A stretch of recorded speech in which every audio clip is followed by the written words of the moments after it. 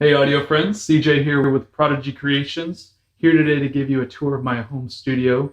Super excited about this for two different reasons really. The first one being, if you're new to my channel, my whole channel is all about kind of documenting my process in music production. And one thing that I'm really adamant about teaching you is that you don't need the highest end audio equipment. You don't need to spend tens of thousands of dollars to get your projects recorded. It's all affordable, a lot more affordable than you probably think. And I'm going to show you today. I don't have, I mean, look at me. I am in a bedroom. I am literally in my bedroom that I sleep in. There is my bed.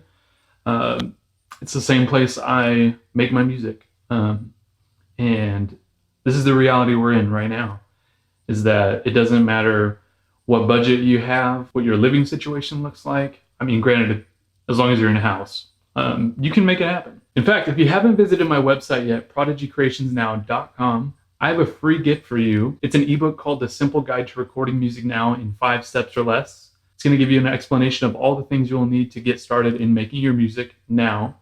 I'll provide a link down in the video description, but you can also just visit prodigycreationsnow.com directly. There will be a button on the home page that will directly lead you to where you can get this free ebook. All you got to do is enter in your email address. Within minutes, it's going to be sent right to you, and that's all you're going to have to do. Second reason being for one of my personal reasons, in that I envision myself in a far better studio than what I have right now in the future. I'm grateful for what I have right now, but I believe there will be more one day, and I think it'd just be cool to have a video like this showing you, kind of where I started off, and then hopefully 5 years, even 10 years from now, showing you an even more modern and updated, awesome studio. So, with all that said, let's go ahead and get started. Starting off with a wide shot. In fact, I had to step on top of my bed to do this. But yeah, this is all that I have in my home studio, and it's really all I need to get things going. So let's just dive in a little deeper.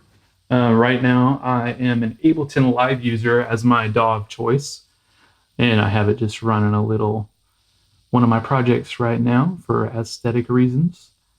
I'm an Ableton Live user. Whenever I first started, I bought an online course, actually. It was a music production course. Didn't really know the first thing about what a DAW was at the time. And this particular course taught Ableton. And I downloaded the 30-day free trial. And it went hand in hand with this course because it was supposed to be a course you could finish in 30 days, ideally. And luckily I was able to. And I just ended up loving it from there. Been an Ableton Live user ever since then. I've tried out different DAWs, demoed FL Studio, Pro Tools Studio One. And I don't know, Ableton has just been my DAW of choice, probably because it was my first one. But it's a very underrated DAW, in my opinion. I think it's a lot better than people give it credit to.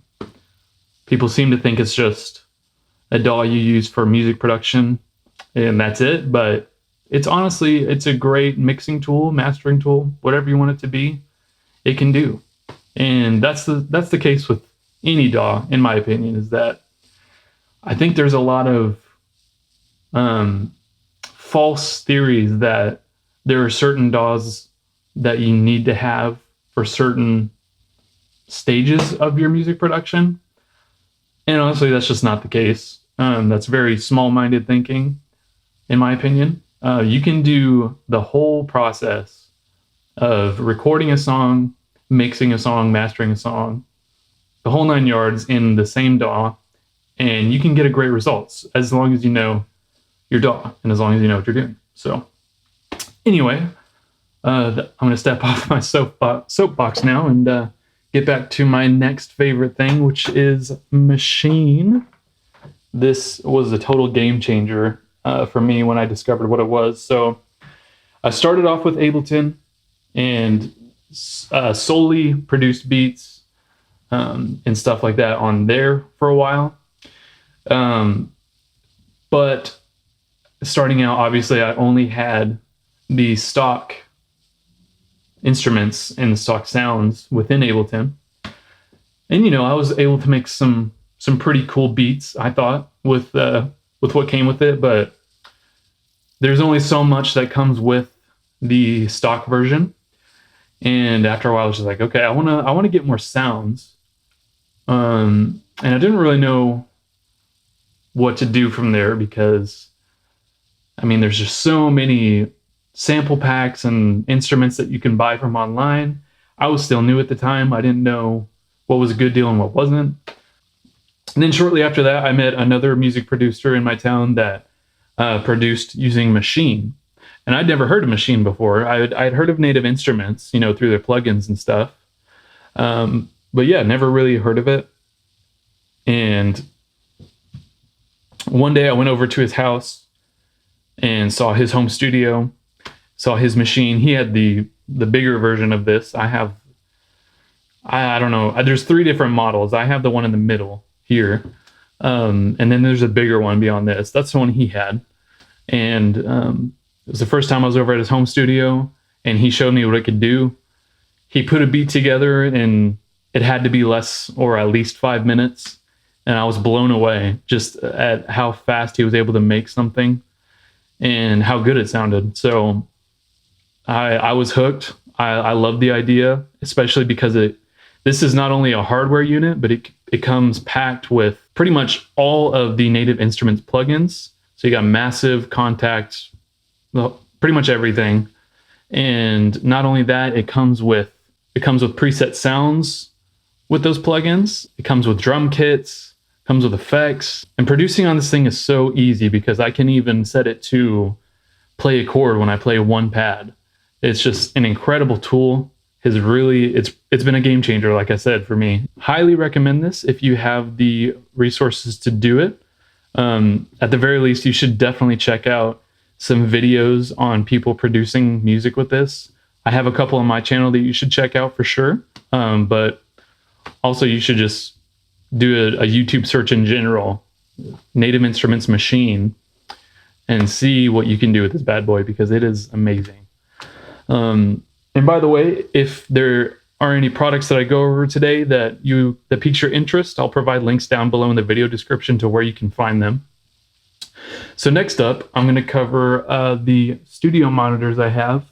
In fact, I just bought these ones because I was a dumb nut and blew out my old ones because I have a friend who is interested in recording some music. And so I was sending him some of my beats over Snapchat. And I pulled up an old project of mine that has not been mixed yet. And I turned it up way too loud on the speakers. And it just completely blew them out. Really dumb mistake on my part. But since then, I've got this pair, which is the PreSonus Iris 3.5. I don't exactly know how to pronounce that. I think it's Iris, though. And they've been great. It is $100 for the pair, which is a really important thing to look out for because a lot of times when you go online and look for speakers, they will be priced per speaker instead of for the pair. It's something I noticed, when I was shopping a second time for a good pair. I found a pair of JBL speakers that I really wanted, and the price looked awesome until I realized that that was the price for each reference monitor. So something to look out for. But these as a pair are $100, and honestly, it is great audio quality to my ears. Whoops, let's bring back Ableton on there. But yeah, it is great audio quality to me. Good bass, good treble. In fact, it even has, I'm not going to go back there, but it even has some knobs in the back of them where you can adjust the treble and the bass coming from out of your speakers. So if you have some weird acoustic issues in your room, you can use that to adjust. Really great speakers for the price. I love them. I've been impressed with them, and I would recommend them for sure. But if you notice, those aren't the only pairs of speakers I have. I also have these standard, to be honest with you, crappy desktop speakers. And not only that, but I also have a pair of headphones, which isn't too unusual, I guess. But yeah, and I utilize all three of these when I'm mixing. The reason being is because any device that you listen to a song on, anytime you change devices, I should say. So if you're listening to it on a pair of, let's say, JBL wireless headphones, then you listen to it in your car stereo, then you listen to it on your computer desktop speakers, that song is going to sound way different every time when you change the device you're listening it to on. And the trap with these guys here is that whenever you're mixing on professional, better quality reference monitors, it's really helpful to you, being able to hear more clarity and fix the things that you might not hear otherwise. But, you got to also keep the perspective of your average listener. Are they going to be listening to your music on a pair of these? Probably not. Maybe so. Maybe there's a couple of guys out there that will listen to your song on something like this or better, but odds are probably not. Probably going to listen to your music on their phone, on a pair of, standard speakers like those, maybe a pair of headphones. So in my mixing process, I am going back and forth between these guys, and these guys, because each one of them tells me something unique and different about the song. In fact, this project that I have pulled up right here, the trickiest thing to me was trying to find the perfect level for the bass for each of these different types of references. So for my initial mix, in some of the speakers, it was too loud. In another pair of speakers, it was too soft. In the headphones, the bass is really exaggerated, it seemed like. So I kept crossing in between each one of these, using these in the mixing phase. I tried to even it out between all three of these reference monitors, I guess you could say, and tried to find the perfect balance for each one of them. So that's something I would recommend for sure if you have a pair of standard desktop speakers and you buy some good reference monitors. Don't throw out your computer speakers. Continue to use them in your mixing process, because ultimately you want to mix for your audience, and most likely your audience isn't going to be listening to something like these. So moving on, the pair of headphones I have are the Audio-Technica ATH M40X. Love these babies. I think they're very accurate. A lot of headphones can exaggerate the treble or the bass, or scoop out a lot of mids. To my ears, these sound pretty accurate. In fact, I did a video review on these bad boys. If you want to check that out, I'll make sure to put a card up there so you can click on that to watch it in full. But I highly recommend these headphones. I think they're really accurate. I think they're great for music producers, for audio engineers, great for recording. They're quality headphones for a great price. These pair are $99. And there is some cheaper models, but I recommend at least getting the ATH M40X because this cable is actually detachable.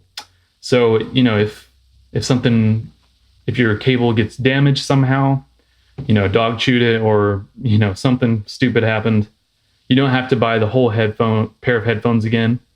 All you got to do is replace the cable, which I think is a great feature. So I would recommend at least getting these if you're looking for a good pair of headphones. So moving on, down here I have my PreSonus again, they're a great company, audio box. And in here I have 2 inputs, which is all I really need, because as of right now, I'm recording. If I do record vocals on a song, it's for hip hop, so it's just my vocals usually. So 2 inputs is more than enough. And if I ever did want to record an instrument and vocals at the same time, I have that option with 2 inputs. And it comes with phantom power to power up your condenser mics. It comes with these knobs to boost your gain levels. Has a headphone output and your mains as well, obviously. Great audio interface. I've never had any issues with it. I'd recommend it. It's a pretty simple one. It plugs into my computer via USB. And yeah, great audio quality. Don't have really a lot to say about it, honestly, because I think it's good, and I would recommend it. I also believe this was $99, so pretty affordable. Check it out if you are in need of one. I recommend it. Final thing is that I got a few instruments over in this corner. Got a bass guitar and an electric guitar. Had that electric guitar since I was like 15 years old, I think. It was my first big boy purchase. Bought an electric guitar at a local guitar shop and haven't let go of it since. Got an acoustic guitar in that case there, got a Fender amp, and pretty simple but awesome Yamaha keyboard. What I like about this is that it, even though it's kind of an old keyboard, is that it has MIDI capability, meaning I can use it to hook up to my computer to play in Ableton or Machine, whatever I want. This would focus. So yeah, and I do that through this MIDI to USB adapter. I bought this thing on Amazon for like, I don't know, $6-7. Great tool. It's worked great for me. And I'll link it down in the video description if you're interested in that as well. But yeah, I've been trying to get back into learning the keys. I've been using Musician a lot. Really, really cool app if you haven't heard of it. It's kind of like a Guitar Hero vibe, but it's, you know, for something that's real. You're actually playing in a real instrument. And that pretty much wraps it up, guys. Like I said, it wasn't going to be a crazy home studio. I'm not there yet. And there's definitely imperfections with it. There's a lot of drywall that I could definitely use some acoustic treatment with. I don't usually record in here besides for my videos, so that's really the only time where I have an issue with it. But yeah, it doesn't take much, guys. And really, I don't even need this much stuff. I don't need that keyboard. I don't need Machine. Don't need those instruments. Don't need an audio interface, believe it or not. All that you truly need to get started, and I'm speaking from the heart here because this is exactly how I started. All you need is that guy, a computer, and some sort of DAW. I don't care if it's Ableton, FL Studio, whatever you have. That is truly all you need to get started in music production. Obviously, if you want to record vocals with it, you'll need some kind of mic. I recommend, if you're just getting started and don't want to spend a lot of money, the Blue Snowball Ice microphone is a good USB mic. I've also made a review video about that. I would check that out. But yeah, if you're just looking to make beats, all you need is a computer and a DAW, and you can get started right away. We're living in a great time where the digital age has taken over, and I have been able to record music and I've been happy with it, all with the gear that you see here, nothing more. And it's been fun. It's been great. So that's all for me today. Hope you enjoyed this little video of mine. And yeah, hope 5 years from now I'll be able to update this and show you even some more cool gear. But with that, this is CJ with Prodigy Creations. Thanks for tuning in. I'll see you in the next one.